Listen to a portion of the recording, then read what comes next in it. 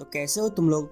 मुझे मालूम है तुम लोग एकदम अच्छे ही होगे और आज मैं तुम लोग के लिए लेके आया हूँ my wife is from 1000 year ago chapter number 34। अगर आप लोग ने पिछला चैप्टर देखा होगा आप लोग को मालूम ही होगा वेंजी की गर्लफ्रेंड मिल जाती है और वो लोग केक काटने चले जाते हैं। केक काटने के बाद सोचिन जिंग के लिए केक लेके आया होता है और केक खा के बैठी होती है, तभी पीछे से लियांगजी आ जाता है और उसे केक लगाने की कोशिश करता है। ये सोचिन देख लेता है। सोचिन फिर उसे पकड़ के बहुत जोर का मारता है। उसके बाद उन दोनों के बीच में लड़ाई चालू हो जाती है। अब उसके आगे स्टार्टिंग के चैप्टर में हमें सोचिन और लियांगजी को दिखाया जाता है। सोचिन लियांगजी के ऊपर बैठा हो उसे पंच मार रहा होता है और पीछे से वेंगजी चिल्ला के कह रहा होता है कि लाइट चालू करो और तुम दोनों लड़ाई करना बंद करो, सब लोग जल्दी जाकर उन दोनों को छुड़ाओ। तभी नेक्स्ट में दिखाया जाता है पार्टी में जितने भी लोग आए होते हैं वो सोचिन और लियांगजी को अलग कर रहे होते हैं। तभी हमें दिखाया जाता है जिंग ने सोचिन को एक ही हाथ से पीछे खींच लिया होता है और लियांगजी को वेंगजी ने पकड़ लिया होता है। जब जिंग ने उसे पकड़े पीछे खींचा होता है तब बाकी के लोग है ना देख के चौंक गए होते हैं कि इस लड़की के पास कितनी ताकत है, इसने तो बस अपने एक ही हाथ से इसको पीछे खींच लिया।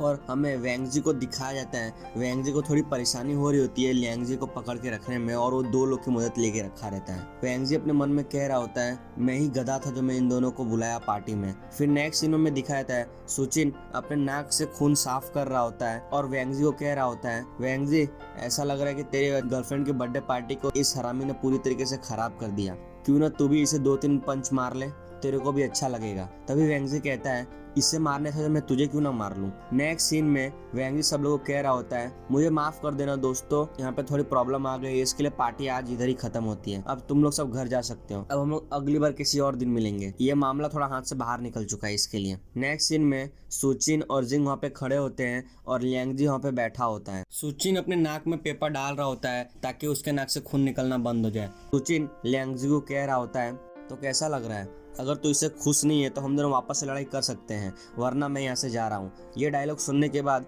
जिंग बहुत ज्यादा खुश हो गई होती है, उसकी आंखें भी चमक रही होती हैं। तभी लियांगजी कह रहा होता है तेरी इतनी हिम्मत। तभी पीछे वेंगजी खड़ा होकर कह रहा होता है ये तुम दोनों अभी बस करो, मैंने कहा ना।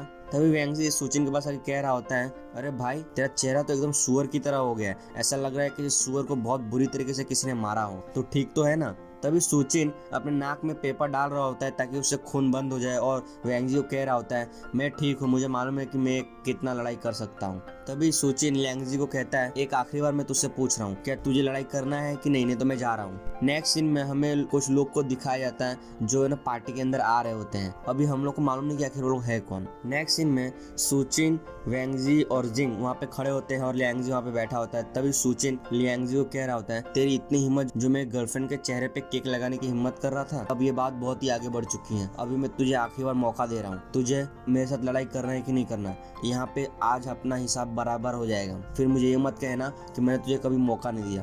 तभी हमें बाहर से दरवाजा खटखटाने की आवाज आती है। वेंगजी बाहर जाके दरवाजा खोलता है और उसकी आंखें बंद रहती है और वो कह रहा होता है कौन हो भाई, अभी यहाँ पे मैंने कहा कि पार्टी खत्म हो चुकी है, तुम लोग घर जा सकते हो। तभी हमें दिखाया जाता है जो दरवाजा खटखटाया होता है वो पुलिस ऑफिसर होता है, वो कह रहा होता है हमें खबर मिली कि यहाँ पे लड़ाई चल रही थी इसलिए हम लोग आए हैं। तभी वेंगजी चौंक जाता है और वो क्वीन को देखता है और कहता है क्वीन। तभी क्वीन वेंगजी को देख के वो भी चौंक जाता है और दूसरा पुलिस ऑफिसर कह रहा होता है क्वीन क्या तू उसे जानता है। तभी क्वीन बड़े पुलिस ऑफिसर को कह रहा होता है हम लोग पहले भी अपने दोस्तों के साथ यहाँ पे घूम रहे थे और मुझे ऐसा लगता है कि हम लोग कुछ और दोस्तों से भी मिल सकते हैं जबकि ये यहाँ पे है। तो तभी पुलिस ऑफिसर कहता है अच्छा तो ये बात है। फिर नेक्स्ट सीन में क्वीन को दिखाया जाता है, क्वीन के चारों तरफ झंडे लग गए होते हैं और वो कह रहा होता है और मुझे मालूम है कि वो किस तरीके का आदमी है और यहाँ पे क्या हो सकता है, और वो परेशान भी दिख रहा होता है। फिर वो पुलिस ऑफिसर पार्टी के अंदर एंट्री मार रहे होते हैं और हमें दिखाया जाता है सुचिन वहाँ पे खड़ा होता है और लियांगजी वहाँ पे बैठा होता है और पुलिस ऑफिसर की नजर सुचिन पे पड़ती है। सुचिन का पूरा चेहरा एकदम खराब हो चुका होता है और वो कह रहा होता है तुम दोनों। फिर हमें क्वीन को दिखाया जाता है, क्वीन कह रहा होता है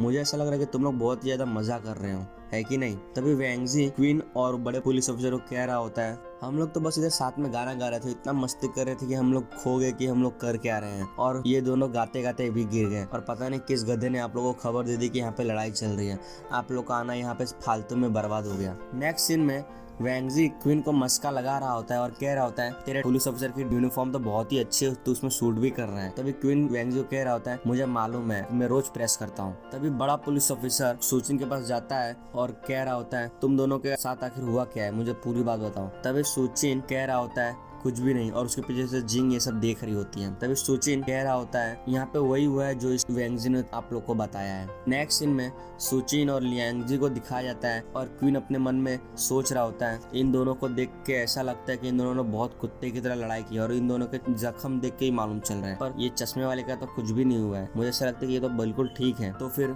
सुचिन भी एकदम ठीक ही होगा। तभी बड़ा पुलिस ऑफिसर अपने जेब से नोटबुक और पेन निकालता है और कह रहा था तुम लोग मुझे अपना पहचान पत्र दिखाओ। तभी सुचिन बड़े पुलिस ऑफिसर को कह रहा होता है पार्टी में कौन अपना पहचान पत्र लेके आता है, हम लोग तो यहाँ पे मस्ती करने के लिए आए हैं, पहचान पत्र लेके कौन घूमता है। तो ये बड़ा पुलिस ऑफिसर कहता है बकवास बंद करो, तेरे पास पहचान पत्र नहीं है तो मुझे पहचान पत्र का नंबर दे। तभी बड़े पुलिस ऑफिसर की नजर एक टूटे हुए बियर बोतल पे पड़ती है और कह रहा होता है अच्छा तुम लोग कह रहे हो कि तुम लोग के बीच में लड़ाई बिल्कुल भी नहीं हुई है। तभी सुचिन कहता है बिल्कुल नहीं, और हाँ से कह रहा होता है लड़ाई क्या होता है और किसके पास इतना टाइम है जो फालतू लड़ाई में वेस्ट करे, हम लोग बस मस्ती करने आए थे और कुछ भी नहीं। तभी पीछे से लियांगजी की आवाज आती है और वो कह रहा होता है हम दोनों ने लड़ाई की है, इसने मेरे पेट पे एक पंच मारा है। तभी बड़े पुलिस ऑफिसर की नजर लियांगजी पे पड़ती है और वो सीरियसली सुन रहा होता है और वो लिख रहा होता है और कह रहा होता है तो तुम दोनों ने लड़ाई की या नहीं की। तभी लियांगजी बड़े पुलिस ऑफिसर को समझा रहा होता है हम दोनों ने बिल्कुल लड़ाई की है, आप लोग को इधर चारों तरफ नजर डाल के देख लो, किसी बर्थडे पार्टी में इतनी गंदगी मची हुई होती है। तभी क्वीन सुचिन के पास जाके कह रहा होता है सच बता सुचिन,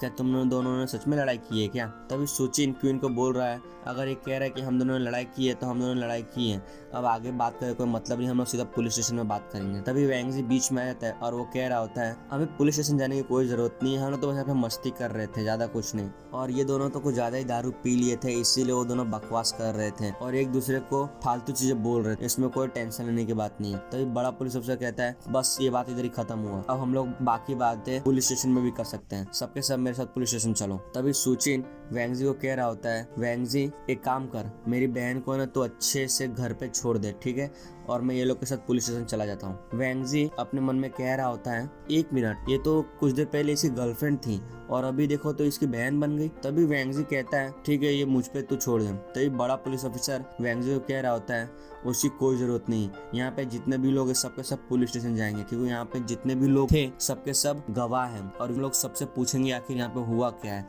तब हमें मालूम चलेगा कि आखिर यहाँ पे सच में लड़ाई हुई है कि नहीं हुई है। ये सुनने के बाद सुचिन थोड़ा सा घबरा जाता है और अपने नाक से पेपर निकाल लिया होता है, कह रहा होता है ये तो बहुत बड़ी गड़बड़ हो गई, अगर जिन को ये लोग पुलिस स्टेशन लेके गए और पूछेंगे पहचान पत्र के बारे में तब तो बहुत बड़ी मुश्किल खड़ी हो जाएगी क्योंकि इसके पास तो पहचान पत्र है नहीं, क्या करूं मैं अब। इसी के साथ ये चैप्टर यहाँ पे खत्म होता है। अगर आप लोग इस चैनल पे नए हैं तो चैनल को सब्सक्राइब करना मत भूलना, साथ ही बेल आइकन दबा देना, जब भी मैं अगला एपिसोड अपलोड करूंगा तो आपको सीधा नोटिफिकेशन मिल जाएगा। अब हम लोग अगली बार मिलेंगे my wife is from 1000 year ago chapter number 35 में, तब तक के लिए टाटा और बाय बाय।